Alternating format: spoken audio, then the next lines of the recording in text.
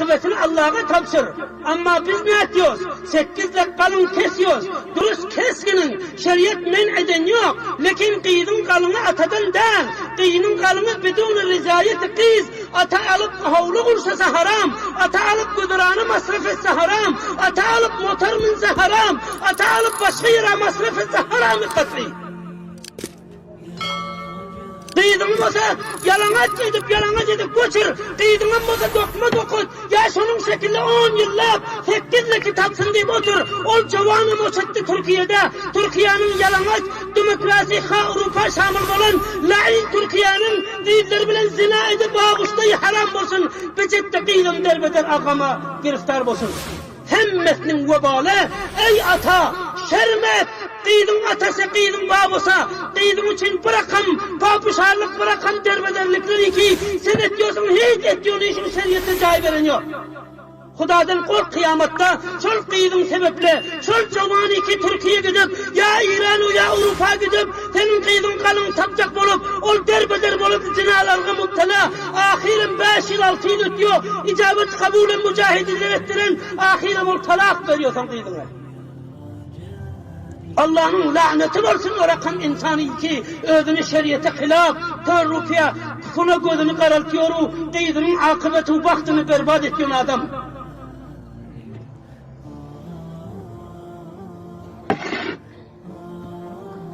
Nikahını sahulet etsek, camiada fesat gün olmalı. Nikahını ansad etsek, camianın fesadı gün olmalı. Nikahını terk etsek, camianın fesadı gün olmalı. Toyu terk etsek camianın zina-u bedkarlığı ve çatallığı pelitkarlığı gün olmalı. Nikah etmen, sakla otur, zina ortaya gelir, düşmanlık ortaya gelir, adavet ortaya gelir, kine kuduret ortaya gelir, katlı kıtal ortaya gelir, haramkhorluk ortaya gelir, derbederlik ortaya gelir, zulmü sitem ortaya gelir, muhacirlik ortaya gelir, zina-u livadet ortaya gelir, bir namusluk ortaya gelir, bir haysiyetlik ortaya gelir, kıydığın bir ekmeğin kaçıyıp gidasa, ömrün öteyince, 100 yıla çelli, 7 püştüme çelli manglayı kara tapa vurulup durar. Falaninin kıydı, Vietnam oldu deyip şu zatın akıbetinden bir kork. Allah'tan kork. Şu rakam fesat bizim camiamızda var.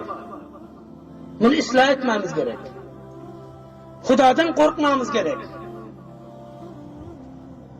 El büküp sağnasam, ağıtlarına gidip sağnasam, 10 cavanımın nikahını bağlandığından son talağını alıp alacak deyip cancal edip Türkiye'de duran yerinde telefonu video call edip görünüyor edip gepleşip o tayda durup başka biri bilen tapışan bu tayda biriler bir ayda bir mertebe üyleniyoruz. Her cuma gece üyleniyoruz deyip buradaki pak damın ayağını 5 yıl üstünden ötenden son nikah ile hutbe kuran ayağını talak ver koy veren çavalların onusunu tanıyondur. Bu fesatta ne mi bu? Bu zulümden ne mi var olata? Allahu Ekber, Hudadan naşı korkamız yoktur. Kıydın bahtını karaldık, kıyamette senin yakan kıydın ele, senin yakan avladın ele. Ol alyonca pulunum sana, donluğun göğsünlenim haramı katı. La havle ve la kuvvete illa billah. Şu rakam halet biz biliyor ki ortasında var biz. Peygamber sallallahu aleyhi ve sellem aydan ki nikahını kanca sahuletu ansad etseniz, şonca mantıkalı camianızdan fesadı yok olursunuz, şonca muhabbetu hişavantlık ortaya gelir deyip Resul sallallahu aleyhi ve sellem aydan hadisi var.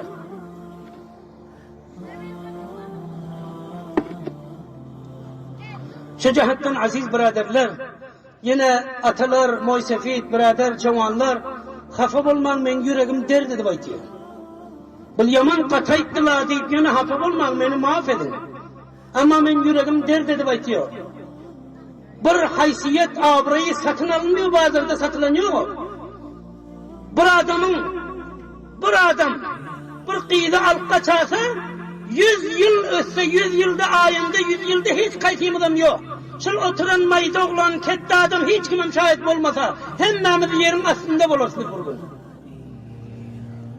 Ama şonda da bizim ol kara at Qara tapı manglaymıda urulan betnamlık tapı qıydın bolsun, oğlun bolsun. Ama ol biz 100 yıl öteden birden çıkmıyor.